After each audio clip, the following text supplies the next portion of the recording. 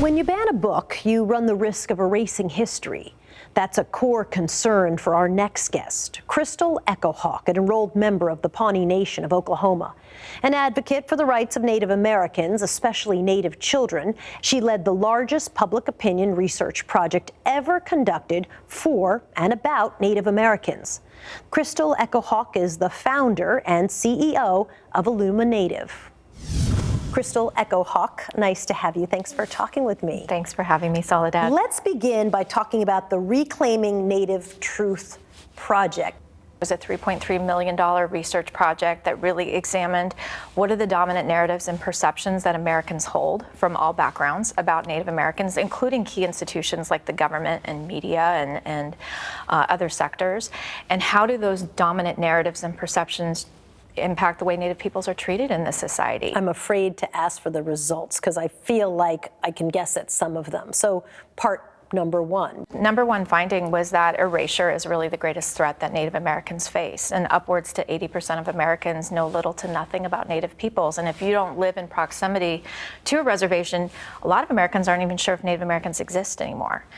We also found that 72% of Americans rarely or never encounter any information about Native Americans, and that almost 90% of the schools in the country don't teach about us past 1900. So generation after generation of Americans really are conditioned to think that we don't exist anymore. And even if it's not intentional, we're getting left out of major conversations and issues that, deeply impact our communities. So I think we really began to understand that we needed to disrupt that erasure, and we needed to do everything we could to counter these stereotypes and false narratives like all Native Americans receive free government benefits, right? That's a widely held toxic misconception we found across the American public. You found, quote, shocking ignorance and anti-Native bias among some jurists. What do you mean there? Give me a specific example. Yeah, so we did a study with judges sitting on the federal bench. Now, for those folks that don't know, that is the jurisdiction over tribes, is the federal courts. We found the majority of the judges that were interviewed had never even taken a federal Indian law course.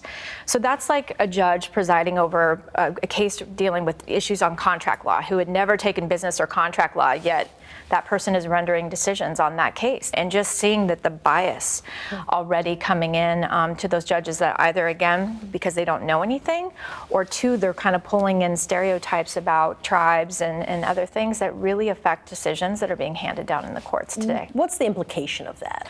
Well, one key example is the epidemic of missing and murdered Indigenous women, right? We have more than 5,700 missing and murdered Indigenous women in this country. And, up until very recently, most law enforcement agencies would not even really pursue, investigating when, a young woman or girl would go missing, right? So you're looking at an entire system of justice that would look the other way, and that our lives were less valued. When you talk about changing the narrative, so leveraging media, is that how you think about it? A lot of our focus is in entertainment and media and how we're shaping contemporary stories so that people can see contemporary representations of us. We advise a lot of different studios and production companies. We've also been a big part of holding the media accountable when they don't get it right as well. So we work really hard to educate people and for them to understand that there are so many important stories to be told across Indian country. And we're starting to see the fruits of that. I mean, we have finally our first two Native American TV shows that are finally out, and they Reservation Dogs and Rutherford Falls, and that is such a breakthrough, right? It's hard to believe that it took this long, right? But they are Indigenous created, right? There's Indigenous writers and cast and producers and directors, and so that's really exciting, but there's so much more work to be done in that arena.